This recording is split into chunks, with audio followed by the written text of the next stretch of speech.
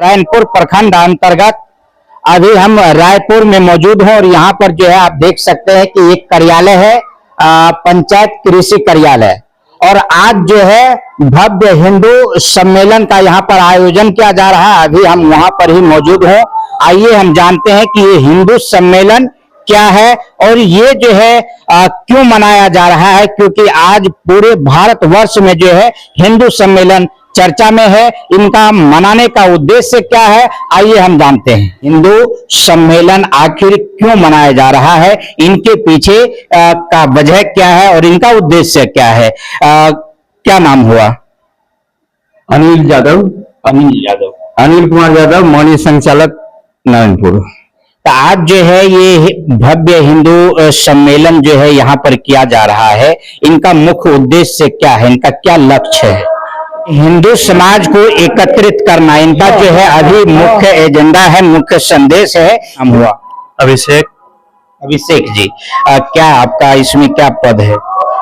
पद नहीं होता है, यहाँ दायित्व होता है। जिला प्रचारक हूँ मैं, लोग अच्छे प्रचारक जी।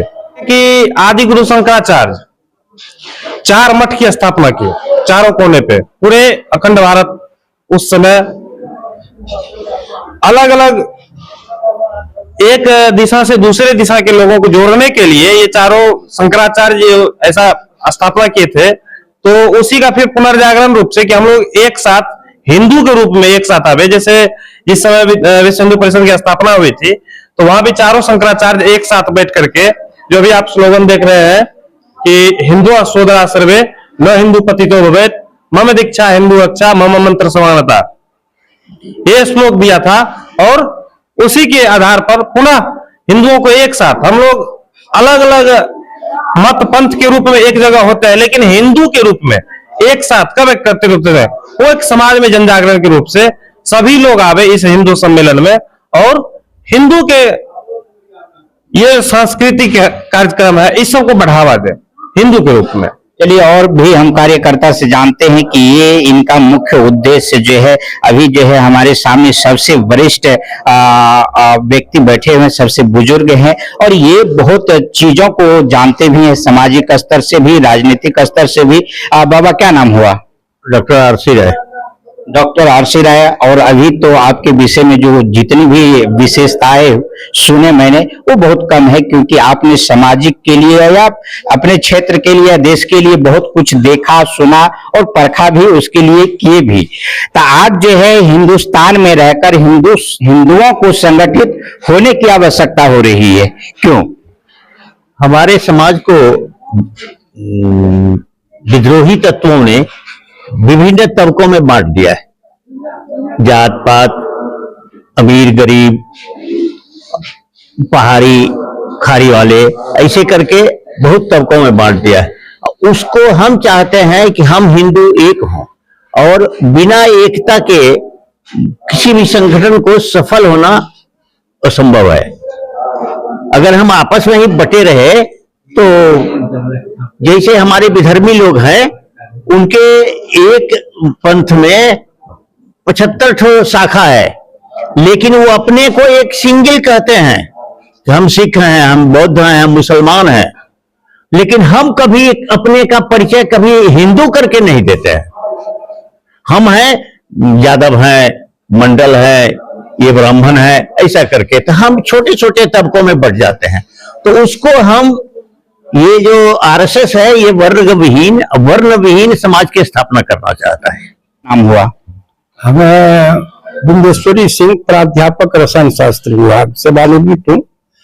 और जहाँ तक जो आपने प्रश्न किया, यह जो हमारा अखंड भारतवर्ष है, जब जब आक्रांताओं ने, मुस्लिम आक्रांता हो चाहे क्रिश्चियन के द्वारा यह जो भारत भूमि है यह गुलामी में जकड़ी हुई थी, और हमारे आदरणीय परम पूज्य केशवराव बलराम हेडगेवार ने यह सोचा, जब जब हमारा समाज बटा रहेगा तब तक हमारा कत्ल होता रहेगा। तब उन्होंने काफी सोच विचार के 1925 में विजयादशमी के दिन हिंदू संगठन की दृष्टि से हमारे भारतीय सभ्यता और संस्कृति और हमारी सशक्त महिलाओं को की लाज की रक्षा के लिए उन्होंने सोचा जब हमारा ताज, हमारा जो सिंहासन तभी बचेगा, भारत भूमि तभी बचेगी जब हमारे समूचा अखंड के जितने भी भारतीय हैं या जो भारतीय हैं वह हिंदू है। तो यह सभी को संगठित करने का एक ही मार्ग है, वह संगठन। और इसी उद्देश्य की पूर्ति के लिए 1925 में विजयादशमी के दिन हमारे परम पूज्य केशवराव बलराम हेडगेवार ने आरएसएस की स्थापना की, अर्थात राष्ट्रीय स्वयंसेवक की स्थापना की। और उन्होंने ऐसे एक स्वयंसेवक को बनाया जो आगे चलकर वे सरसंघचालक बने। उनका नाम था आदरणीय परम पूज्य माधवराव सदाशिव गोलवलकर गुरु जी। इसके बाद रज्जू भैया आए और लोग भी भावराव हुए। उन्होंने अपना जीवन जो है सर्वस्व इस संगठन में लगा दिए। और हमारे आदरणीय सुश्री प्रधानमंत्री नरेंद्र जो आदरणीय हमारे हैं, उन्होंने जन्मजात जो है इस स्वयंसेवक में रहे और 23 वर्ष की तपस्या करने के बाद पुनः जब वापस लौटे तो उन्होंने इस बीड़ा को उठाया, एक ऋषि के नजदीक गए और उन्होंने कहा कि आपके हाथ में तो चक्रधर लिखा हुआ, चक्र का चिन्ह है, आप जाओ और हिंदू समाज को, अखंड भारत को एक करो। और उसी उद्देश्य की पूर्ति के लिए उन्होंने 23+23 2000 जो है 2 से उन्होंने गुजरात के मुख्यमंत्री बने। और तब से लेकर के अब जब मुख्यमंत्री बने और उनका जो तक प्रयास रहा, तो आप इस कठिन बेला में जब हमारा देश गुलामी के बाद भी बरसों तक कांग्रेस ने इस धरती पर राज किया, इसके बावजूद भी गुलामी के पश्चात भी हमारा हिंदू समाज जातियों में, जैसा कि सर ने बताया, हमारे आदरणीय जो हमारे चिकित्सक महोदय हैं, उन्होंने जो आपको इंगित किया, सही में हमारा समाज वर्ग में और विभिन्न धर्मों में बटा हुआ था, उसको एक करने पंथों में बटा हुआ था, कोई सिख, कोई जैन, कोई सनातन, कोई। और अब तो सनातनी कहना भी, बगल में अगर कोई क्रिश्चियन है, मुस्लिम है, अगर झांक के देखता है यदि मुस्लिम है तो आप लोग को हिंदू कहना भी अपने को शर्म महसूस करता है। तो इसी को दूर करने के लिए हमारे जितने भी हमारे आरएसएस बंधु हैं, वो बहुत कष्ट खून जला करके एक होने के लिए अपना चले हैं, कारवा बंधा हुआ है और वो अपना समय दान दे रहे हैं और संगठित कर रहे हैं। इसी को कड़ी में आज जो हमारा महाशिवरात्रि के दिन हमारे महादेव हैं, शिव हैं, और बसंत मेला में उनका शिव विवाह प्रत्येक वर्ष होता है। इसी कड़ी में हम जितने भी हैं संघ का, राष्ट्र का एक ही उद्देश्य है, पंच परिवर्तन के द्वारा यह जो हिंदू समाज है तभी पुनरुत्थान होगा। जब पंच परिवर्तन होगा तभी समर्थ हिंदू होंगे। जब समर्थ हिंदू होंगे तो हमारा जो यह हिंदू समाज है सशक्त होगा और सशक्त भारत बनेगा। तो उसमें जो पंच परिवर्तन है उसमें पहला है समरसता।